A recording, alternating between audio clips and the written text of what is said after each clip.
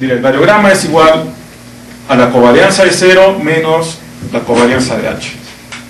Esa fórmula correlaciona la covarianza y la varianza. Es por eso que nosotros podemos usar, si queremos variograma o covarianza, podemos reemplazar una por el otro. ¿No? Podemos usar cualquiera de los dos, no hay problema. Y por lo mismo que podemos usar covarianza, también podemos usar correlograma. Por eso son intercambiables, podemos usar cualquiera de ellos, porque están correlacionados con esta fórmula. Otra propiedad es que la covarianza de 0 es igual a la covarianza de 0 es igual al variograma de infinito y es igual a la varianza, ¿no? La covarianza de 0, que está acá, es igual al variograma que está más allá del rango, que es en este valor, y este valor de aquí es la varianza.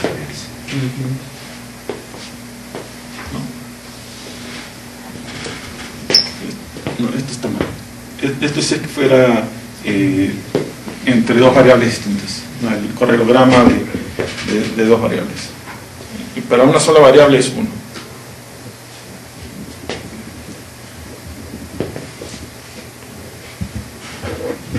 Hay otros tipos de variograma más, ¿no? Que tienen ciertos usos. En general nosotros no los usamos mucho porque nosotros usamos, en vez de usar estos, usamos el correlograma. Pero estos es bueno que conozcan, son los que se llaman en general variogramas relativos, ¿no? Y hay dos tipos generales de variogramas relativos: el variograma relativo general y el variograma relativo pairwise, no sé cómo se traduciría en castellano. La idea de estos variogramas es que, como mencioné anteriormente, el variograma asume estacionalidad. Y no hay nada en la fórmula del variograma que puedan hacer en caso que están en un dominio no estacionario. Entonces, cuando está en un dominio no estacionario, el variograma sale mal. No es muy representativo de lo que es el dominio. Entonces, se inventaron estos dos tipos de variogramas precisamente para tratar de modificar el variograma de tal forma que sea menos sensible a la presencia de falta de estacionalidad. Uno de ellos es el variograma general, relativo general, que es este, que es básicamente el variograma de H dividido, o sea, para todo H, el variograma de H dividido entre la media al cuadrado de H. O sea, entonces ya no estamos usando aquí la media total, estamos usando una media más que toma en cuenta, que varía en función de la distancia, ¿no? Entonces ya está tomando un poco en cuenta la falta de estacionalidad, ¿no? El variograma, como hemos visto, es unidades al cuadrado, igual que la varianza, ¿no? Vamos a regresar acá, ¿no? Por eso que podemos hacer esta igualdad, ¿no? Este es mejor vemos acá, ¿no? Esto es una diferencia de estos valores, es por decir ppm al cuadrado. Esto es en unidades al cuadrado, aquí también es el producto, y aquí es el producto de las medias, también es al cuadrado. Estos dos son en unidades al cuadrado, igual que la varianza, ¿no? Y es por eso que podemos hacer esta correlación, ¿no? La varianza, el variograma y la covarianza, todos tienen las mismas unidades, que son unidades al cuadrado, ¿no? Por eso que aquí lo dividimos entre la media al cuadrado. Pero entonces, al dividirlo entre la media al cuadrado, esto sale sin unidades, ¿no? Pero el variograma en general relativo, la ventaja es que es menos sensible a la falta de estacionalidad, entonces nos va a dar variogramas que son más fáciles de modelar, ¿no? Y luego el variograma pairwise lo que hace es, no calcula, aquí nosotros tenemos la media para toda la distancia h, o sea, buscamos todos los valores que están en esa distancia h, calculamos la media de esos valores. Aquí pairwise es porque le vamos a calcular el promedio de los datos para cada par, ¿no? Nosotros el variograma lo calculamos como una diferencia entre los valores de dos puntos. Aquí va a ser la diferencia entre esos dos puntos dividida entre el promedio de esos dos puntos. Por eso, de ahí viene el nombre pairwise, que es mirando un par a la vez. Básicamente es la traducción de pairwise, ¿no? Entonces, divide la diferencia al cuadrado entre el promedio al cuadrado de esos puntos. Y así lo hace para cada punto. Entonces, como lo está haciendo para cada punto, ya está tomando en cuenta ahí la falta de estacionariedad. Entonces, y de nuevo, como es valores al cuadrado dividido entre valores al cuadrado, es sin unidades, ¿no? Entonces, esa es la ventaja del variograma general relativo al variograma relativo pairwise. Por si acaso, Sage puede calcular ¿no? Si ustedes ven en Sage, van a ver que es una opción. Eso lo vamos a ver más tarde. Es una opción de Sage, el variograma pairwise relativo. ¿No? Entonces, esos son dos tipos de variograma que, o sea, el principal uso es cuando estamos en un dominio que no es estacionario. Nosotros no los usamos tanto porque nosotros estamos usando, quiero recalcar, el correlograma, ¿no? Que el correlograma está calculado usando la covarianza que toma en cuenta no estacionalidad y también aquí también usando las divisiones estándar distintas para cada X y X más H. Entonces estamos usando un correlograma no estacionario. Entonces básicamente esto hace lo mismo en cierta forma similar a lo que hacen estos variogramas, ¿no? Entonces es por eso que no los usamos tanto, pero si ustedes quieren pueden calcular también estos variogramas y ver si es que eso les ayuda en el modelaje, ¿no? O sea, no hay nada de malo en usar este tipo de variograma en vez de correlograma. Luego, para terminar, en resumen, nosotros, una de las cosas que tenemos que ver es, hay el variograma tradicional y la covarianza están en unidades al cuadrado, igual que la varianza. En cambio, el correlograma y los variogramas relativos están estandarizados, tienen un valor máximo de 1, ¿no? Entonces hay que tener cuidado aquí, ¿no? Hay algunos usos, por ejemplo, para interpolación para Kriging no hay problema que el SIL de aquí y el SIL de aquí sean distintos, pero hay algunos usos, por ejemplo para Herco, para otras cosas en los cuales se necesita que el variograma esté en las unidades reales, que son estas, ¿no? Y si usamos uno de estos correlogramas, este correlograma o alguno de estos variogramas, tenemos que volver a escalear esto para obtener el variograma en las unidades reales, ¿no? Entonces siempre hay que entender que estos, como no están en unidades reales, en algunos casos los podemos usar y en otros casos tenemos que hacer una modificación. Eso lo vamos a ver más tarde, qué modificación se hace, bastante sencillo, pero hay que saber que se tendría que hacer. Y luego, para terminar esta parte, Sage es medio raro, ¿no? El variograma, el pairwise lo calcula tal como debe ser. Variograma no calcula el variograma propiamente dicho. O sea, una de las opciones de Sage es variograma, pero no es variograma, es un variograma estandarizado. ¿Qué significa? Que es el variograma dividido entre la varianza global. Esta no es la varianza de H, es la varianza global. O sea, es la misma varianza para cada punto, ¿no? Entonces, como es estandarizado, el SIL es de 1. Entonces, tengan cuidado. Si ustedes para algo necesitan un variograma y usan, en unidades reales, y usan Sage, sepan que Sage no calcula en unidades reales, lo calcula estandarizado. Y luego, el correlograma. Nosotros sabemos, les acabo de explicar, y nadie ha protestado, que el correlograma disminuye con la distancia. ¿Pero qué se ve en Sage? ustedes ven que el correlograma disminuye con la distancia, aumenta. ¿Por qué? Porque Sage no usa el correlograma, la fórmula de correlograma, usa esta fórmula, que es 1 menos el correlograma, que lo invierte. De tal forma que parezca, tenga la forma de un variograma. Entonces, en Sage el correlograma es así, que es 1 menos el correlograma real. ¿No? Tienen que estar atentos a eso, ¿no? Porque lo bueno es como que esto no afecte en nada a la varianza, a todo lo que obtiene el desecho. O sea, y lo plantea de tal forma que es más intuitivo, más parecido a un variograma real.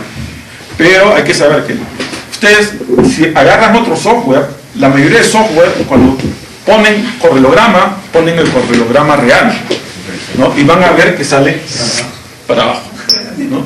Y ustedes dicen, correlograma, ¿qué pasó? ¿Por qué salió así? ¿No? Y no es porque los otros software estén mal, es porque Sage calcula un correlograma bajo, ¿no? Pero como es 1 menos el correlograma, igual el SIL es 1, todo se mantiene igual, ¿no? Simplemente que... Entonces... ¿No algún problema cuando utilice el variograma estandarizado de Sage? No, o sea, para lo que es Kriging, en general, cualquiera de los variogramas estandarizados no causa problemas. Es solo cuando quieres hacer algunos otros cálculos con el variograma, por ejemplo, el cálculo de la varianza de estimación. Cuando quieres usar GERCO y otros casos más que vamos a ver un poco más tarde, vamos a ver que tienes que usar el variograma real. Si no has usado el variograma real, hay que hacer un escaleo del variograma para obtener cuál debería ser la varianza de estimación real o por ejemplo, cuando queremos calcular la varianza de dispersión, otras cosas, ahí se necesita modificar, ¿no? Es por eso que hay que saber que, ¿no? Pero en cambio, si usas el variograma real, no hay problema, ya estás con el variograma real. Bueno, entonces ahora vamos a continuar viendo todavía un poco la teoría de lo que es el variograma. Y después vamos a pasar, primero, como les expliqué antes, primero vamos a ver la teoría, lo que es el variograma, tratar de entender primero qué significa, cómo se calcula, después ya vamos a ver, ¿no?, los pasos que hay que usar para calcular el modelo, el variograma en sí, y luego lo que es el modelamiento, ¿no? Como les mencioné antes, cada uno de estos puntos es simplemente un promedio. Si nosotros hiciéramos un scatter plot de el valor de z en el punto x versus el valor de z en el punto x más h, obtendríamos algo así, ¿no? Este valor, y esto podemos hacerlo para cada h, para cada distancia y en cada dirección. O sea, podríamos tener 800.000 de estos. Es por eso que en general no se usan mucho, porque, o sea, es interesante verlos, pero para poderlo analizar habría que... Cada punto del variograma corresponde al promedio de todos estos puntos. ¿El promedio de qué? No es el promedio aritmético de estos puntos, es el promedio de la distancia. No, por ejemplo, tenemos este punto, es la distancia de este punto a esta línea, es la línea bisectriz de la nube de puntos. Este scatterplot se le llama H-scattergram o nube del variogram cloud en inglés, ¿no? Es H-scattergram porque está en función de la distancia H, ¿no? Tenemos uno distinto para cada distancia H, ¿no? Y para cada distancia H y cada dirección, ¿no? Entonces es un montón de estos puntos. Entonces lo que hace es, vuelvo a repetir, esta distancia de acá es z de x menos z de x más h, eso entre la regla de 2, es esta distancia. Si calculamos esta distancia para cada uno de esos puntos, se dan cuenta, este valor de aquí es el valor de aquí. Entonces, si este valor le hacemos igual a d, hacemos que d sea z de x menos z de x más h entre la raíz de 2, entonces el variograma lo podemos definir como el promedio de d al cuadrado. Entonces, básicamente, el variograma es el promedio de estas distancias al cuadrado. Ese es el valor que obtenemos para cada punto, ¿no? El variograma es básicamente, ¿no? Esta es la fórmula del variograma. Si metemos el 2 dentro de este cuadrado, o sea, la raíz de 2 al cuadrado es 2, puede salir. Entonces, estas dos fórmulas son exactamente lo mismo. Y si esto lo hacemos como d, entonces la fórmula del variograma es simplemente el promedio de d al cuadrado, ¿no? Entonces, básicamente el variograma en cada punto es el promedio del cuadrado de las distancias de cada punto con respecto a la bisectriz. Y volvemos a aprovechar que estamos viendo esta nube de puntos. Esta nube de puntos es bastante homogénea, es ideal, se puede decir. Pero, ¿qué pasa si tenemos un punto por acá, un outlier que sale por acá? Ese outlier va a tener una distancia grande, esa distancia es elevada al cuadrado, ese valor va a dominar el valor de gamma de h, ¿no? Entonces, ese es el problema. El variograma, todos los variogramas, ¿no? Covarianza, todos en general son sensibles a la presencia de outliers, ¿no? Entonces, teóricamente, el scattergram sería una herramienta ideal para, especialmente cuando tienes variogramas ruidosos, para checar, ¿no? Si es que hay outliers y poder ver, aquí hay un outlier, ese de repente lo puedo controlar y con eso puedo obtener mejor valor. Lamentablemente, la herramienta que nosotros usamos más, que es el Sage, no tiene la posibilidad de hacer h-scattergrams, ¿no? Y hacerlos manualmente es un poco complicado, ¿no? Es bastante, ¿no? Los podrían hacer, porque simplemente es esto, es x más h versus z de x. Es cuestión de calcular las distancias h entre los puntos y eso lo puedes hacer con Excel. Pero calcular la distancia h es la parte complicada, ¿no? Entonces, lo ideal sería, de repente, en algunos casos, tener una de las herramientas que haga esto, ¿no? Porque, lamentablemente, por ejemplo, el Data Analyst de Mindsight tampoco hace esto, ¿no? Entonces, no podrían usar, que es otra de las herramientas que ustedes tienen a la mano, ¿no? Como usan Mindsight, una de las herramientas que tienen a la mano que pueden usar para todo lo que es EDA, ¿no? Porque ustedes saben, el Data Analyst de Mindsight no calcula histogramas, box plots, variogramas, todo, ¿no? Este diagrama es importante para tratar de entender cómo funciona el variograma. Entonces, aquí tenemos varios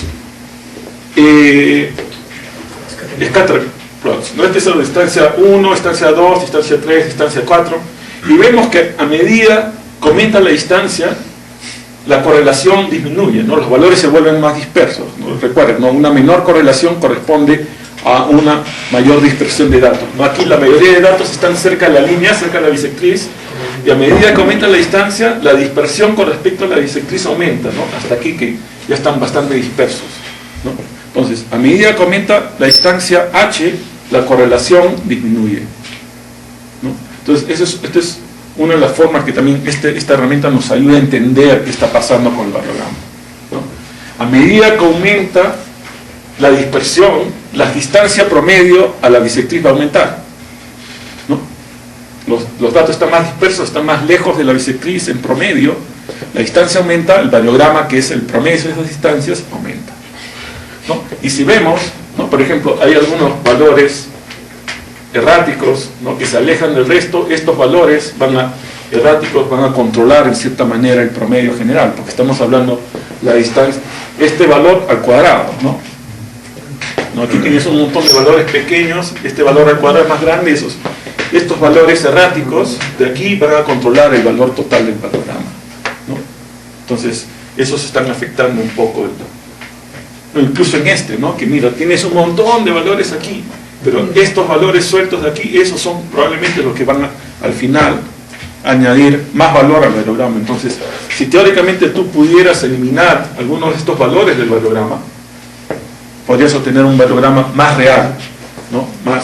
¿No? Porque esos variogramas esos outliers, esos valores extremos están afectando tu valor, ¿no? Esa es una de las grandes cosas ¿no?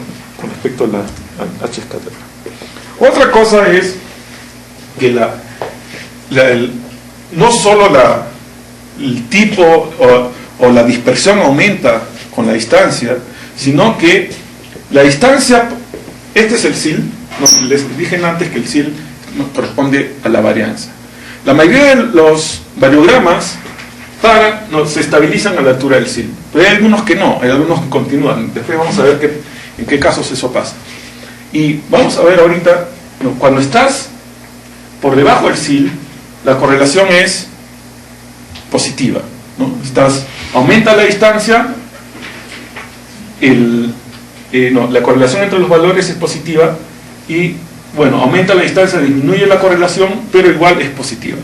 Cuando llegas al SIL, la correlación es cero. O sea, el significado del SIL es que la correlación es en función de la distancia cero, ¿no? Ese es el significado teórico del SIL, ¿no? Más allá, es la distancia a la cual ya no hay correlación entre tus datos. A partir de esa distancia, teóricamente ya no hay correlación.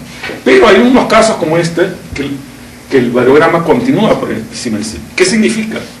Que la correlación ahora es negativa. Bueno, aquí no se nota muy bien, este es un signo negativo, pero pueden verlo en la forma, ¿no? Esto está orientado así. A medida que aumenta o mejor dicho, aumenta el otro disminuye, ¿no? Este aumenta, este disminuye y viceversa, ¿no? Es una correlación negativa. Entonces, por debajo del SIL tenemos correlación positiva con respecto a la distancia. Por encima del SIL tenemos una correlación negativa. Esta es otra de las ayudas de la nube de puntos. Y también esta es una demostración del significado del SIL. Cuando llegamos al SIL, no hay correlación. No, más allá del SIL, en la mayoría de los casos no hay correlación. Cuando el variograma se manda por encima del SIL, generalmente implica que hay una correlación negativa con la distancia más allá del rango. Cuando se estabiliza también se cumple la... No, cuando se estabiliza, entonces cuando se estabiliza aquí, en todos los puntos de aquí se va a ver algo similar a este, que la correlación es cero, que es lo normal, ¿no? En general lo normal es eso, ¿no? Que cuando ya llegas al SIL es porque en esos puntos la correlación es cero. Ya no hay correlación a esa distancia, ¿no? Cambia a distancias menores hay una correlación entre los datos.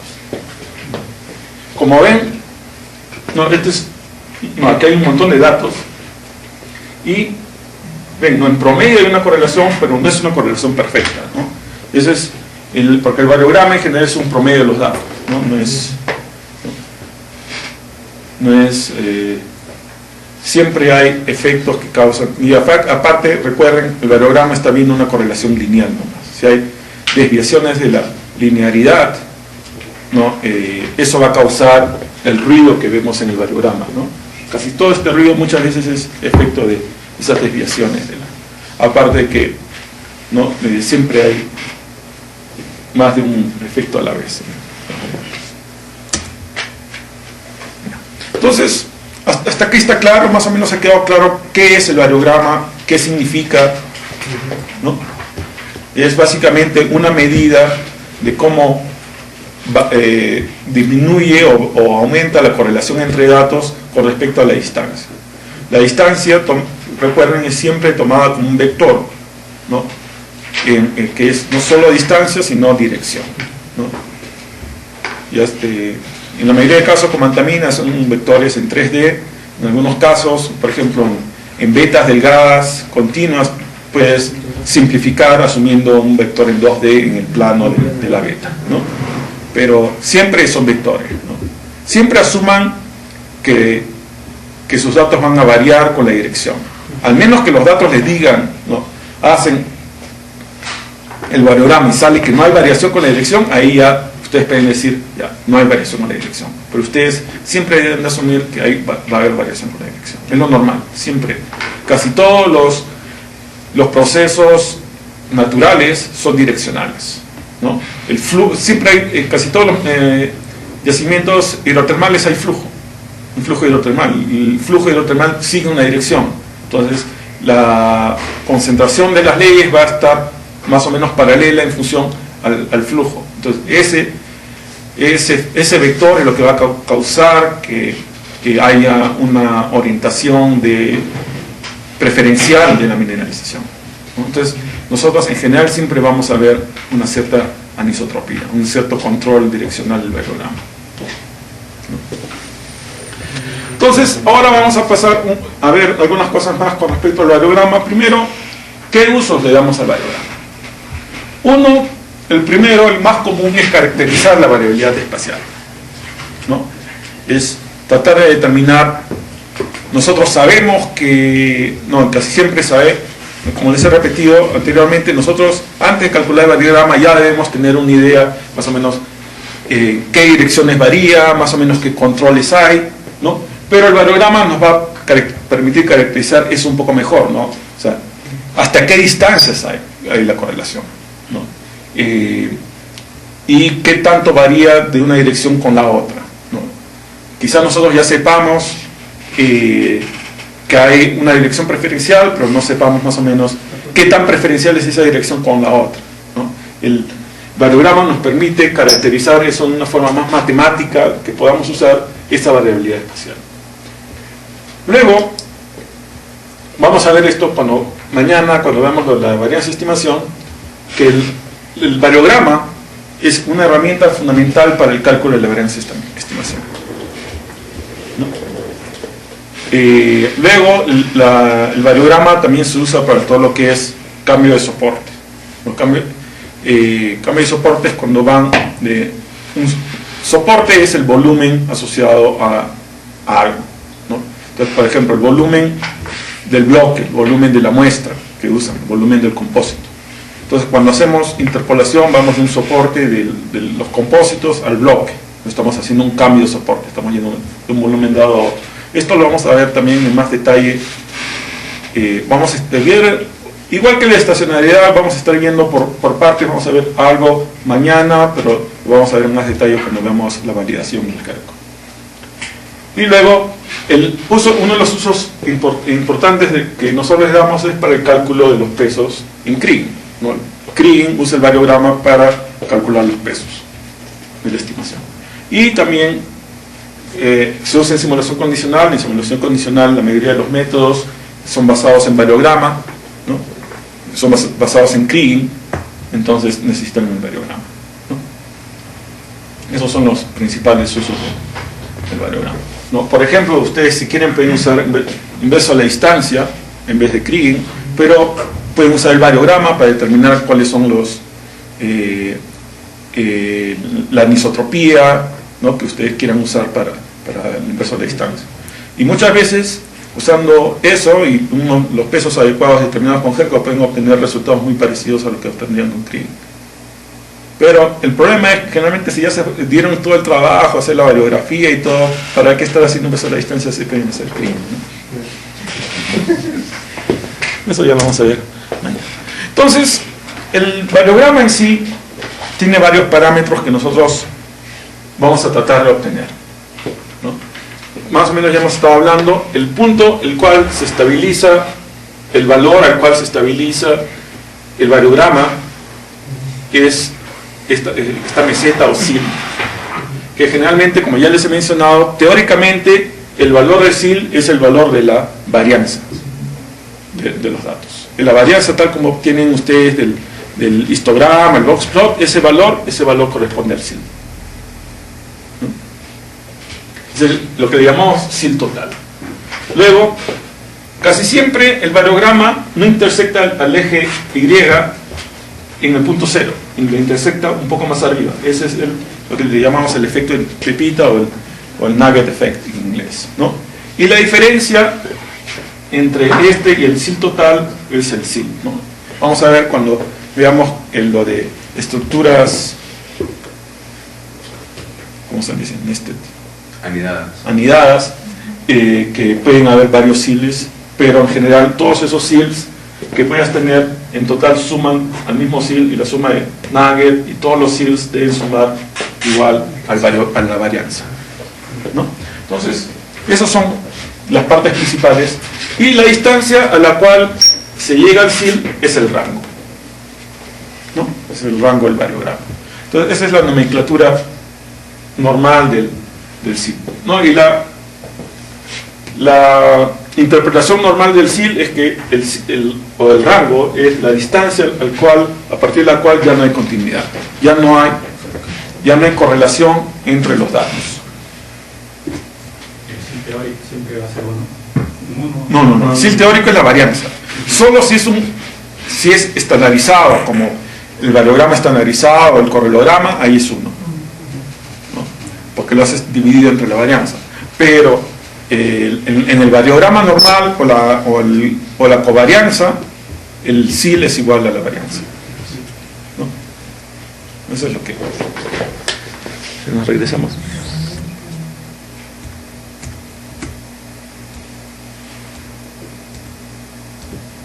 Aquí, este de acá, ¿no? Esto de acá. El C0, que es acá en la covarianza, o el gamma infinito, es igual a la varianza, ¿no? Este es el SIL, ¿no? Recuerden, entonces el SIL comienza al mismo, la covarianza comienza en el mismo punto que el SIL, solo que la covarianza es invertida. No es exactamente uno, es en función de esto, ¿no? Pues en esto se parece, ¿no? Pero se invierte, ¿no? De la covarianza. Pero empieza, en este punto en el comienzo debe ser exactamente el SIL. Si comienza más alto, abajo está mal. Ese es solo cuando está estandarizado, ¿no? Que es lo que puse acá, ¿no? Como en el correlograma, los variogramas relativos, ahí como están estandarizados, el SIL teórico es 1, ¿no?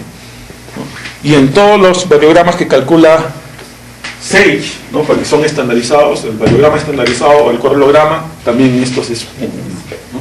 Que siempre van a ver cuando usen Sage, cuando calculen el variograma, ya sea variograma estandarizado o correlograma, siempre les va a salir 1.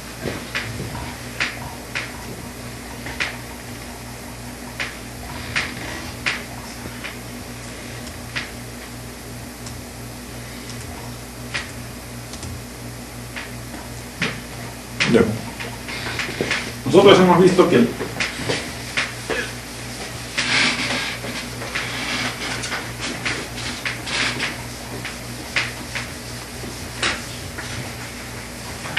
variograma tiene una forma así, ¿no? Entonces, esto es una curva, esto no es lineal, ¿no? A veces se puede aproximar como una línea, pero en verdad esto es curvado. Entonces, la pendiente cerca del origen, o sea, esta parte de acá, el comienzo del variograma, es una reflexión de qué tan rápido se pierde la correlación con respecto a la distancia, ¿no? Si esta pendiente es, ¿no? Entonces, por ejemplo, si tú tienes, vamos a poner,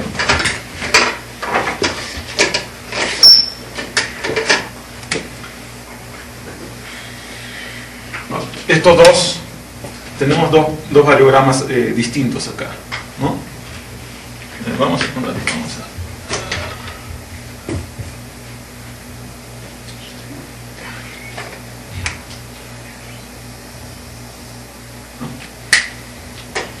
tenemos dos variogramas distintos, los dos llegan al mismo SIL, pero este sube mucho más rápido que el que tiene la pendiente más alta, que es indica, o sea, mientras más alta la pendiente, más rápido se pierde la correlación, o sea, es menos continuo, ¿no?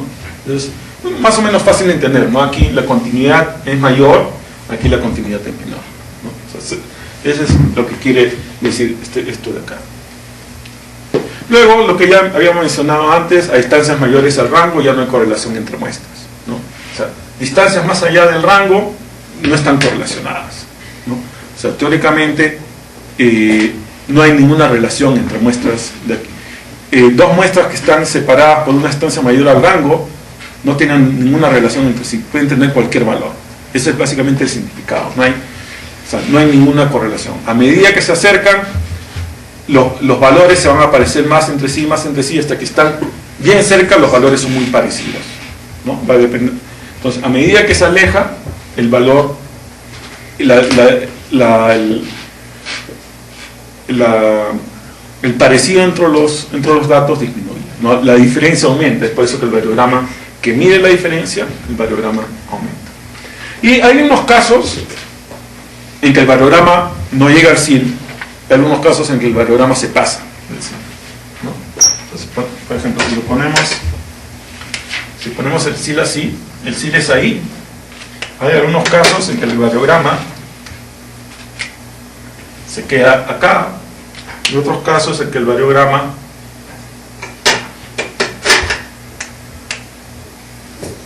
se pasa así, ¿no? Y llega a un SIL pero más alto, por decir, ¿no?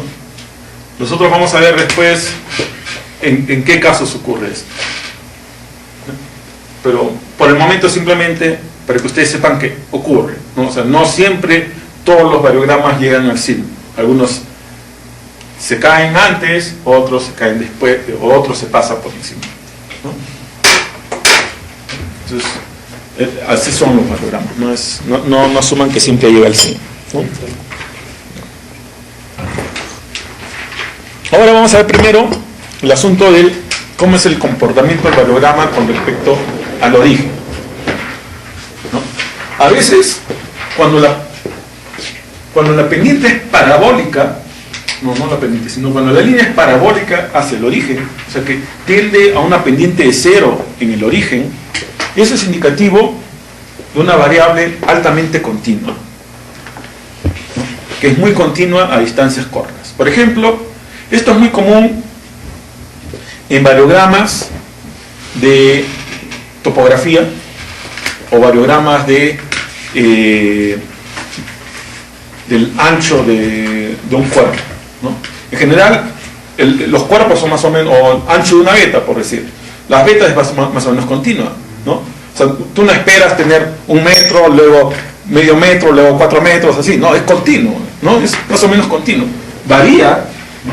Pero de una forma continua, ¿no? Una veta es algo así. Puede variar el ancho, pero entre punto y punto es continuo. Hay una gran continuidad de datos, ¿no? En cambio, tú cuando estás agarrando una muestra de core, ¿no? Tú puedes tener 2 pedazos de core, este puede tener una ley de 3 y este una ley de 10. Eso es normal. Eso no ves en el ancho de algo, el ancho de una beta, en general es bastante continuo, ¿no? Entonces, ese tipo de variables continuas se reflejan en el variograma. Si hacemos un variograma, ¿no?, del ancho, nos medimos el ancho de esto en muchos sitios y hacemos un variograma del ancho de la beta, vamos a tener un variograma de este tipo, con una continuidad cerca al origen muy alta, que se refleja en un variograma que tiene una pendiente de casi 0, ¿no?, en el origen.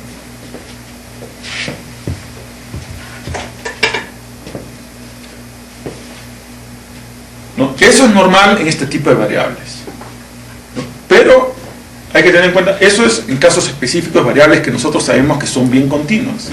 Hay que tener cuidado, ¿no? Variables que nosotros sabemos que no son muy continuas, nunca debemos ponderarlas con este tipo de variograma, ¿ya? Porque esto solo se cumple para variables que sabemos. No, recuerden, siempre nosotros tenemos que usar nuestro criterio geológico, nuestro criterio de cómo es la variable para entender la variable. Luego, lo más normal, otro aspecto, después de muy continuo, es variables continuas, que es más o menos lineal cerca del origen, y en el origen está en 0, o casi 0, ¿no? Pasa por el punto 0 y es lineal, ¿no? En cambio este pasa por el punto 0 y tiene una pendiente casi 0 y luego va subiendo parabólicamente. El otro tipo es cuando es comportamiento lineal, no sé, aumenta, pero que no comienza en el punto 0, sino un punto más alto. Este es el efecto de Pepita, ¿no?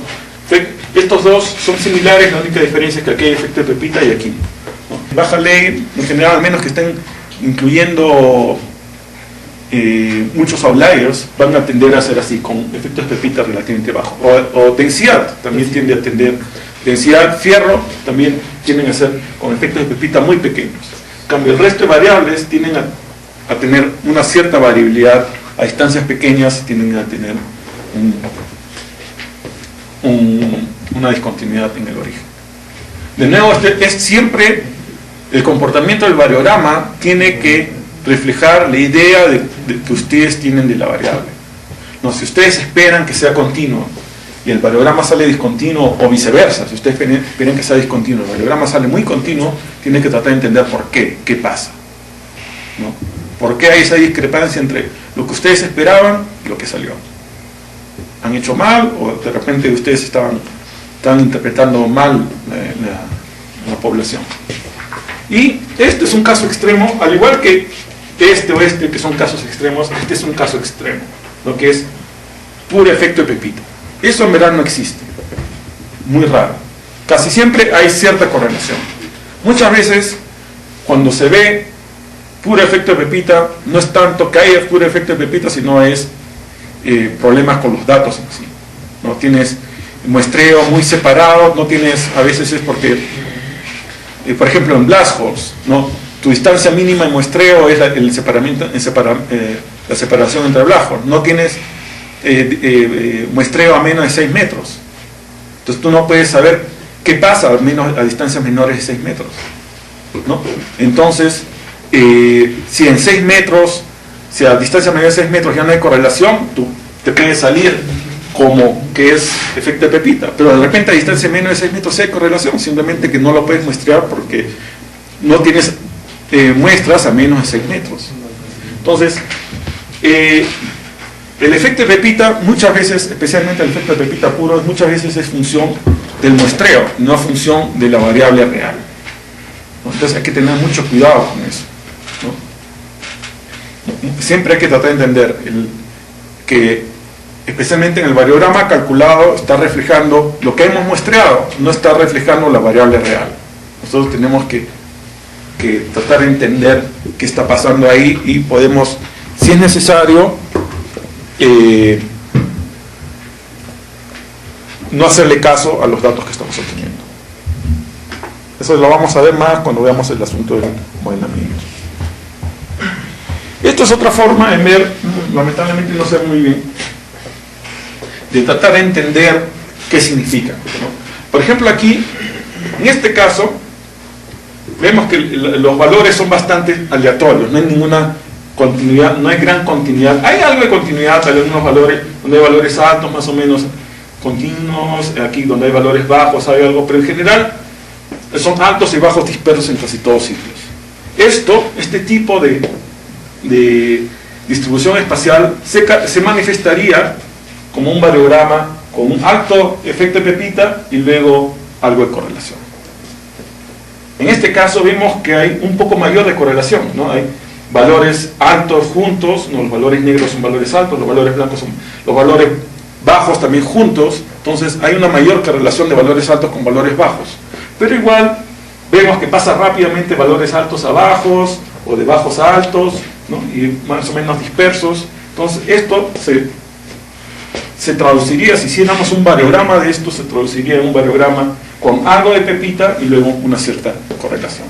Este rango correspondería más o menos al promedio de las distancias de estas zonas, ¿no? Esa es una forma de interpretar el variograma. Y un variograma en el cual vemos que aquí las variables cambian más o menos bastante gradualmente, ¿no?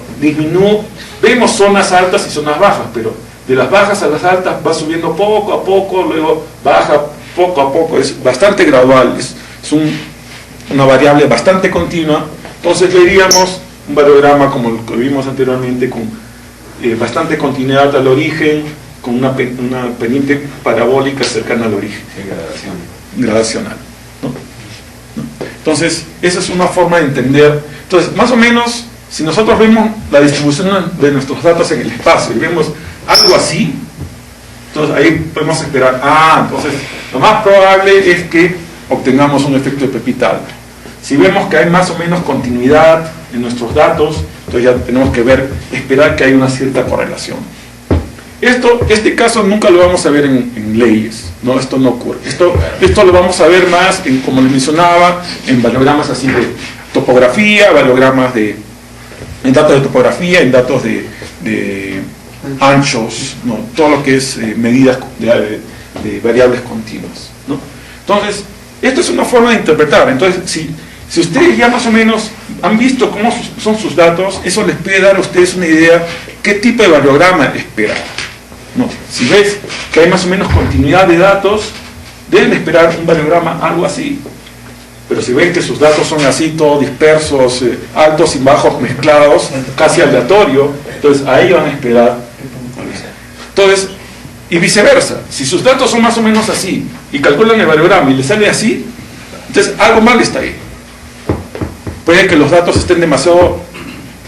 de repente han usado parámetros para calcular el variograma, no parámetros de ancho de banda, muy delgados, y no les ha permitido medir bien la variografía y les ha salido, por eso que les ha salido así. Entonces, es por eso que es importante siempre tener el concepto geológico de la variabilidad de su depósito al momento de calcular el variograma. No lo hagan, no asuman que el variograma ya salió así es. No, ustedes tienen que tener una idea de cómo debe salir el variograma, ahí modelarlo, y la forma del variograma que salió debe ajustarse a la idea que ustedes tenían del depósito. El variograma debe reflejar la variabilidad que ustedes ven en el depósito. Si sale algo distinto, tienen que tratar de entender por qué. De repente hay muy pocos datos, de repente los datos están muy dispersos, tengo que usar distintos parámetros para el momento del cálculo del variograma, eso lo vamos a ver dentro de un rato, pero lo importante ahorita es eso, ¿no? Ustedes tienen que hacerse una idea cuál es la distribución espacial de sus datos. En función de esa distribución espacial, qué tipo de variograma más o menos ustedes esperan obtener, y luego, después de calcular el variograma, tratar de hacerse una idea. Esto es lo que yo esperaba, o está saliendo muy continuo, o menos continuo de lo que yo esperaba. Si es muy distinto, tratar de entender por qué, ¿no? De repente tienen que recalcular el variograma usando otros parámetros, hasta que obtengan un variograma que más o menos se asemeja a lo que ustedes esperaban. O de repente los datos son tan dispersos que no van a poder hacer nada, o de repente tienen mucho efecto de outliers, que está causando que el variograma sea tan ruidoso que le sale algo así cuando debió haber salido así. A veces de repente es el efecto de outliers, entonces tienen que ver, ya, de repente tengo que eliminar estos outliers, hacerles un capping y volver a calcular el variograma, ¿no? Entonces, de nuevo, siempre tienen que tratar de tener una imagen mental de cuál es el variograma que van a obtener antes de su variograma, para que lo puedan interpretar. Si no, simplemente lo único que van a hacer es conectar puntos, ¿no? Y ese no es el objetivo del variograma. El objetivo del variograma es que refleje la continuidad espacial de sus datos.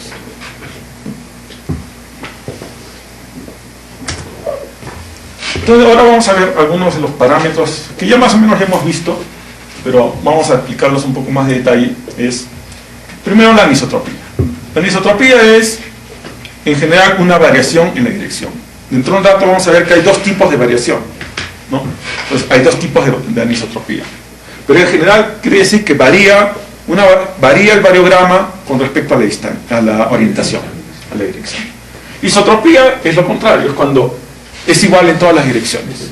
Eso es muy raro en general para variables geológicas. Siempre hay algo de anisotropía. El efecto de Pepita, por definición, es isotrópico, ¿no? Entonces el efecto de Pepita debe ser igual en todas las direcciones, y generalmente cuando están modelando el variograma siempre lo asumen, entonces no es mayor problema, ¿no? Pero siempre hay que tener en cuenta esto, ¿no? Y luego, tal como les mencioné, hay dos tipos de anisotropía: anisotropía geométrica y anisotropía zonal, ¿no? La anisotropía geométrica, ahorita vamos a ver, es cuando lo que tiene el CIL total no varía, pero el rango varía en función de la dirección. En cambio, la anisotropía zonal es cuando el rango no varía, pero el CIL total varía en función de la dirección, ¿no? Y pueden tener una combinación de los dos, en los cuales ustedes van a tener variación del rango y variación del CIL en función de la dirección, ¿no?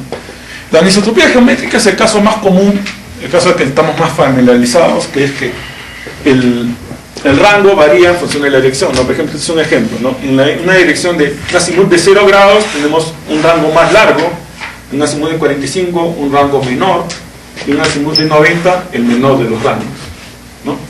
Entonces, este es el caso típico de anisotropía, ¿no? Que en función de la dirección el rango varía. Pero el SIL, todos llegan al mismo SIL, ¿no? Eso es lo importante en una anisotropía geométrica. El SIL es el mismo, pero el rango varía.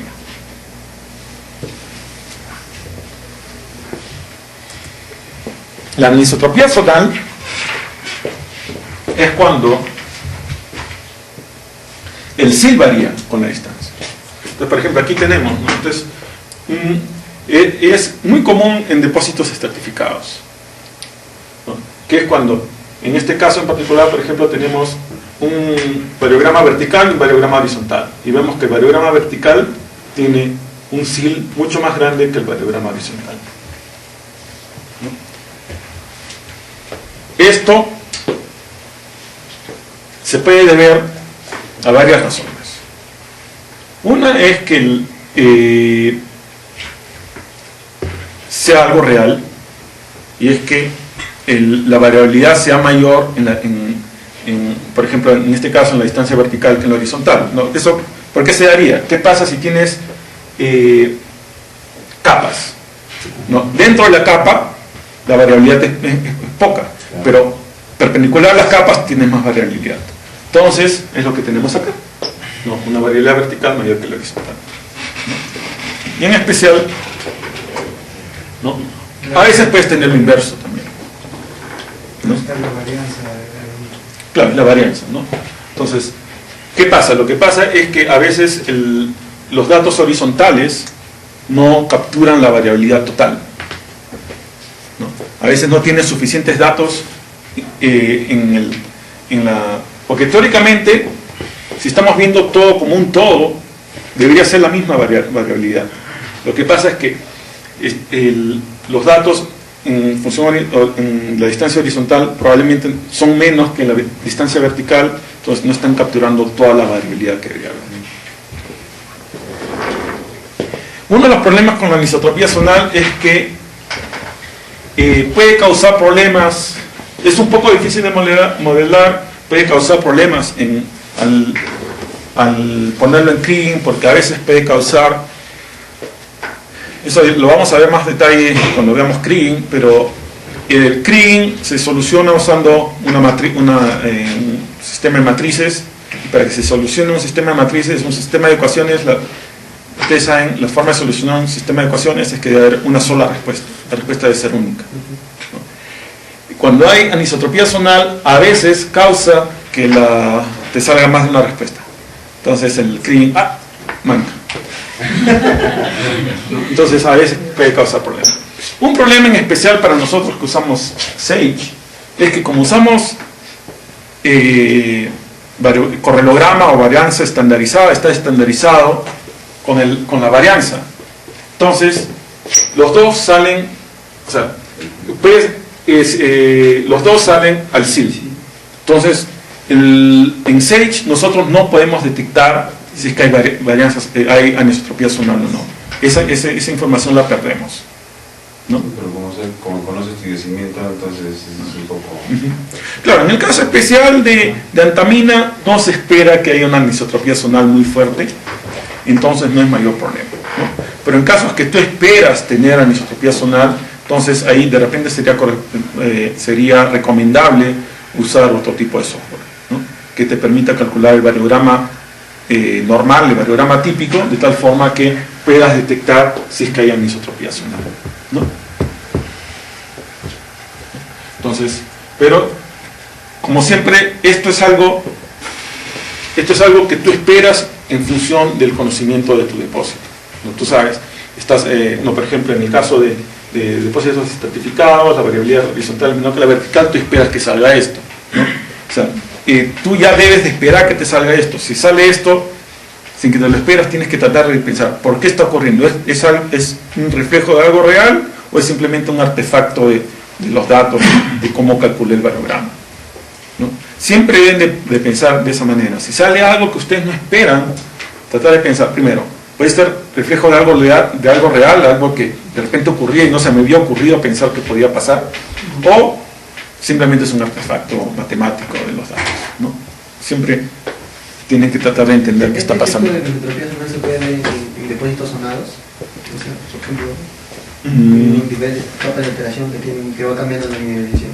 Por ejemplo, algo similar, pero esto también de nuevo es un ejemplo de petróleo.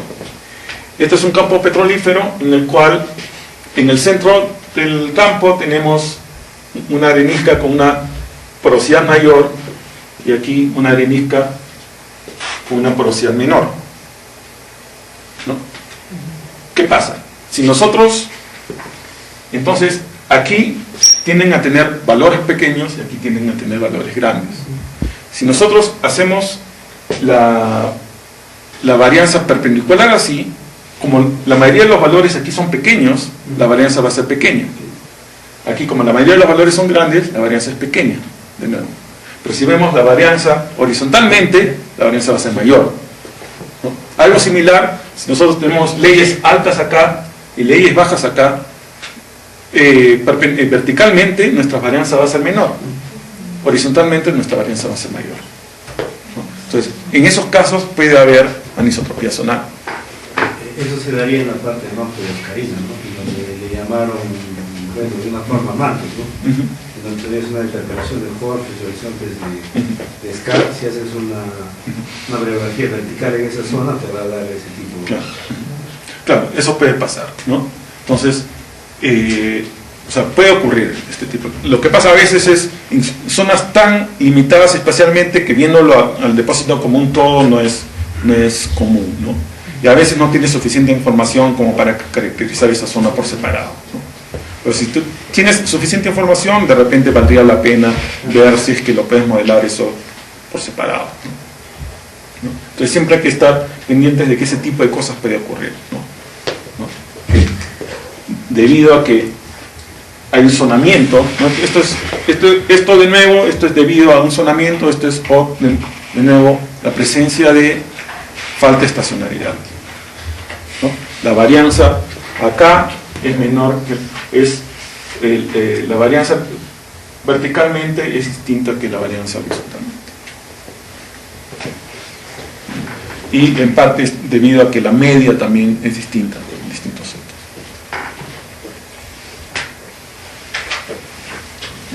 Entonces, muchos de los problemas que nosotros tenemos, muchos de los problemas que tenemos al momento de interpretar el variograma se deben a esta falta de estacionalidad, ¿no? Pero que son parte del modelo que tenemos, o mejor dicho, parte del depósito, y es algo que nuestro modelo después tiene que reflejar, ¿no? Entonces, por eso vamos a dar de nuevo otra pequeña repasada al asunto de la estacionalidad. Como les mencioné antes, el variograma en sí asume que la población es estacionaria. Y en sí, en general, el variograma asume que es estacionario y asume más fuerte la estacionalidad que la media o la varianza en sí. ¿Por qué? Porque nosotros estamos cambiando de dirección, ¿no? Por ejemplo,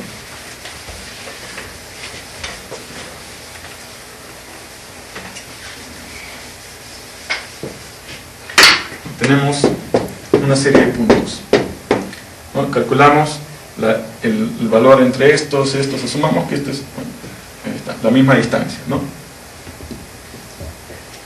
Nosotros estamos asumiendo que cuando calculamos el variograma, estamos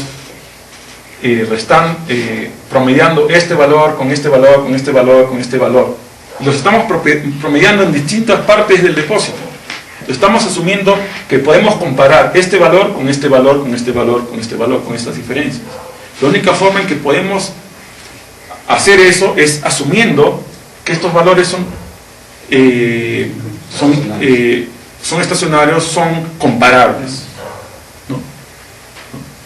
Entonces, ese es el problema del programa. Como asume unas diferencias en el espacio, asume que esas diferencias son comparables, que estamos en un dominio estacionario.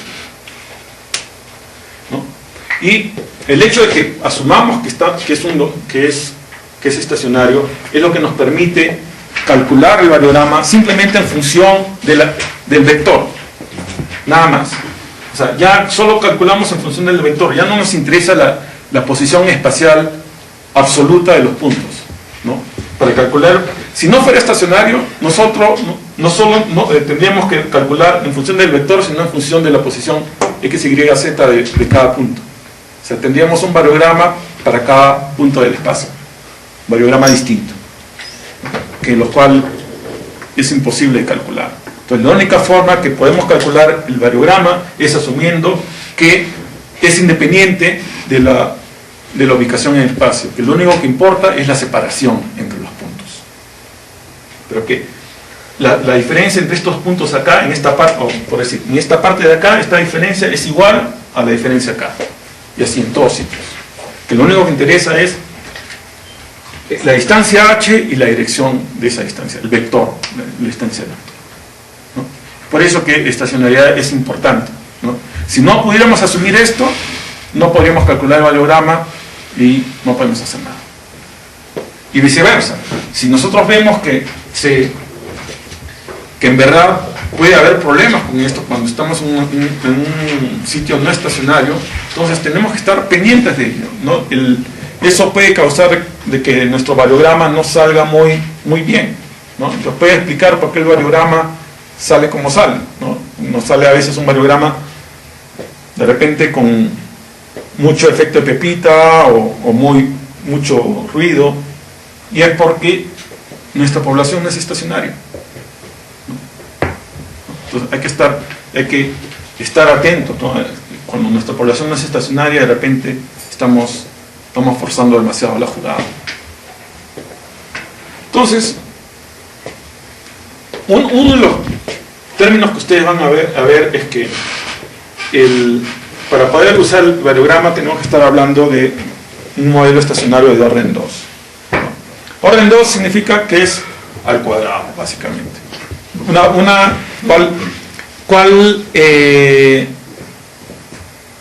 ¿Qué estadísticas son estadísticas al cuadrado? La varianza, el variograma, la covarianza, todo. Entonces, quiere decir que es de orden, y ¿qué estadísticas no son de orden 2? La media, ¿no? Entonces, si generalmente se asume que si es de orden 2, también es de orden 1, ¿no? La media es de orden 1, entonces si llega hasta orden 2, entonces siempre es orden 2. Entonces, la idea de que un modelo sea estacionario de orden 2 quiere decir que es todas las estadísticas de orden 1 son estacionarias, y que la estadística de orden 2, como la covarianza, el variograma, existen y dependen solo de la separación H. Ya no depende de la ubicación exacta del punto, de cada punto, ¿no? Igual, la media existe y es invariante dentro del dominio, ¿no? Es la misma media dentro de todo el dominio, ¿no? Entonces, nosotros cuando estábamos viendo el EDA, solo nos interesaba esta primera parte de acá, que la media sea constante. Pero ahorita para el variograma vemos que no basta con que la media sea constante. También necesitamos que el variograma sea el mismo en todas partes, solo dependa de H, ¿no? Si el variograma no es el mismo, entonces tenemos que hacer algo. Eso es, por ejemplo, es la razón por la cual nosotros usamos los dominios de variografía, porque aunque la media pueda ser igual dentro del dominio, ya el variograma no es el mismo. Aquí el variograma está orientado así y aquí está orientado así. Entonces ya no es el mismo variograma aquí y aquí. Entonces, ¿qué hacemos? Lo subdividimos en dominios, ¿no? Es por eso que nosotros usamos los dominios de variografía. Es porque es la única manera, ¿no? Asumiendo teóricamente, puede ser la media igual en todos sitios. O sea, desde el punto de vista de media es estacionario, pero ya no es estacionario desde el punto de vista del variograma, ¿no?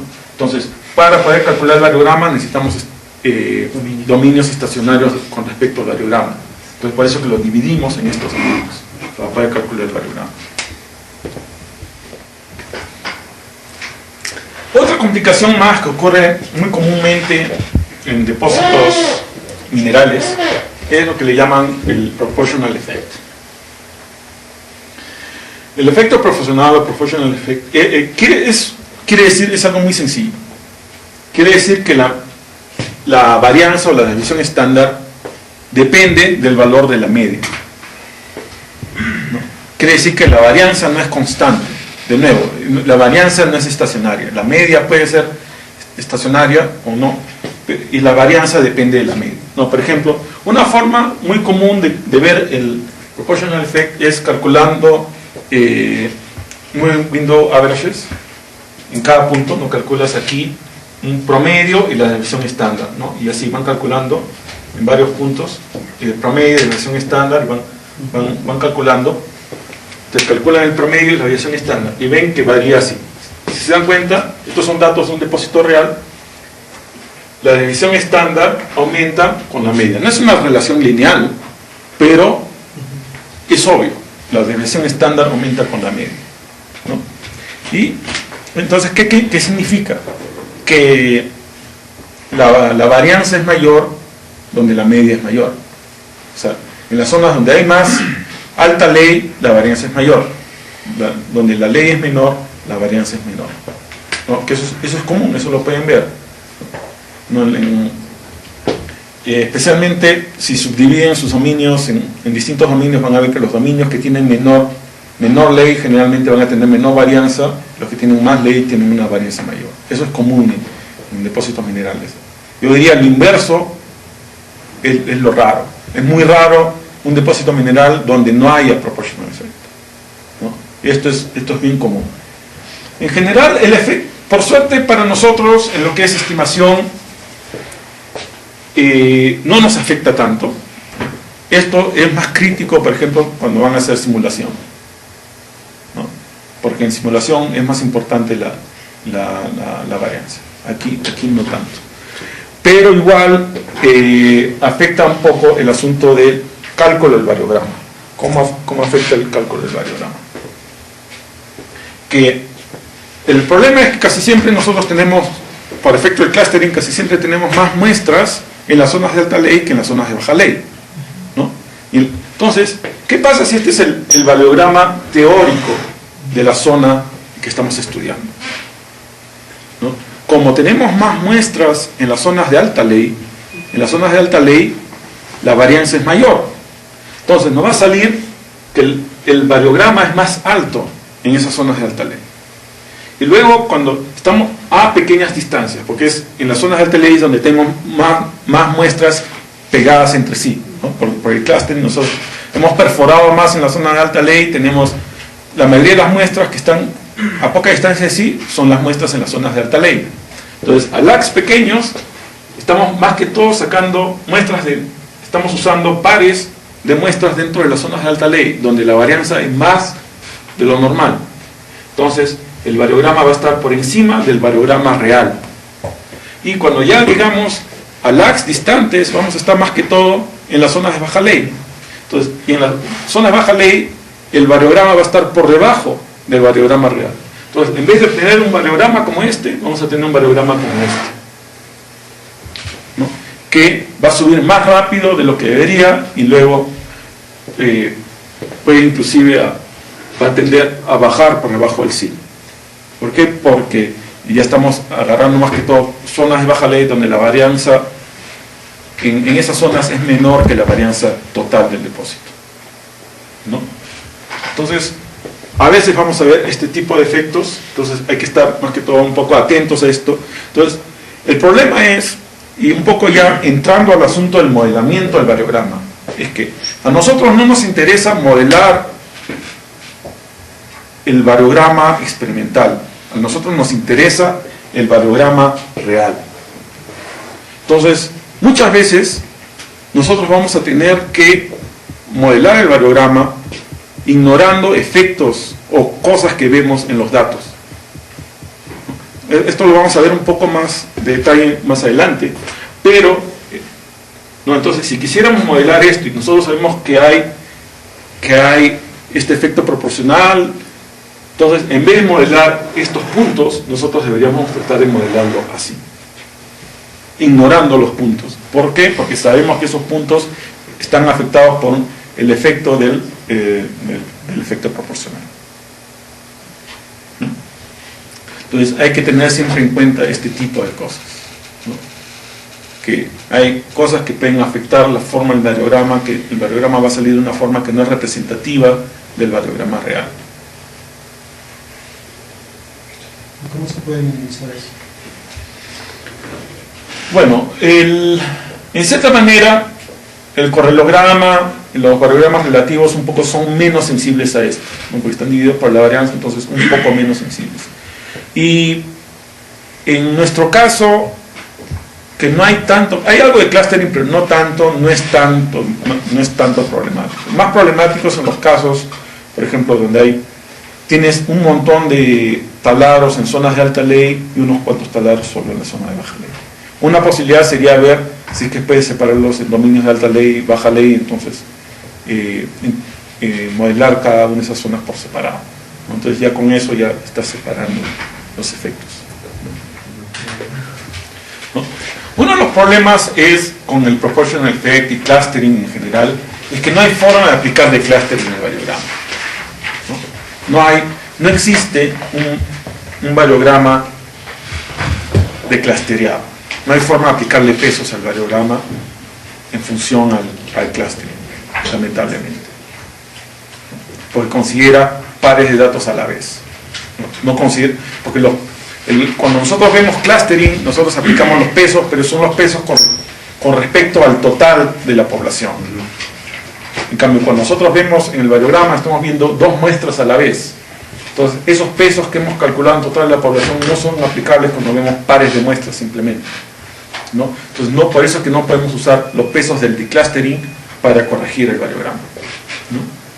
Por eso que no hay solución. Es un problema que se ha conocido hace 800.000 años y sigue existiendo porque no hay forma de solucionarlo, ¿no? Entonces, formas para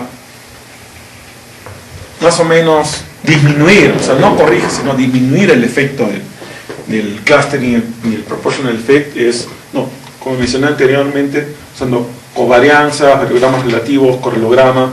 Hay otra forma, que esto es una transformación de datos, que es el normal score. No vamos a ver mucho de esto, si nos alcanza el tiempo de repente en un momento.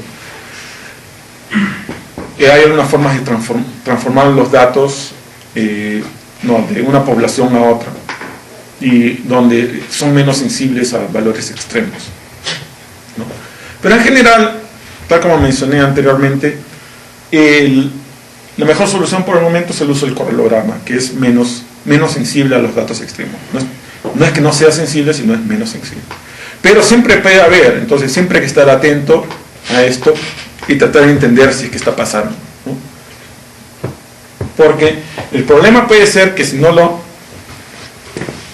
esto ocurre, no lo interpretamos bien, podemos estar subestimando la continuidad, ¿no? En vez de tener una continuidad así, un rango más largo, estamos teniendo una continuidad menor, ¿no? Entonces podemos estar asumiendo que nuestra variable es menos continua. Y ahí entra de nuevo el criterio geológico, ¿no? Ustedes ven, si les sale que la continuidad del variograma es mucho menor de lo que ustedes esperaban, traten de entender por qué, ¿no? Ustedes esperaban que más o menos el rango esté alrededor de 50 y les sale un rango de 10, ¿no? ¿Qué pasó, no? ¿Qué ha pasado, no? Entonces, por eso siempre es bueno que ustedes tengan una idea primero de cuál es la continuidad espacial de esos datos antes de calcular el variograma y antes de modelarlo, porque así ustedes pueden ver qué otros factores ustedes pueden usar al momento del modelo, ¿no? Y no dejarse llevar simplemente por los datos del variograma calculado y simplemente unir puntitos, ¿no?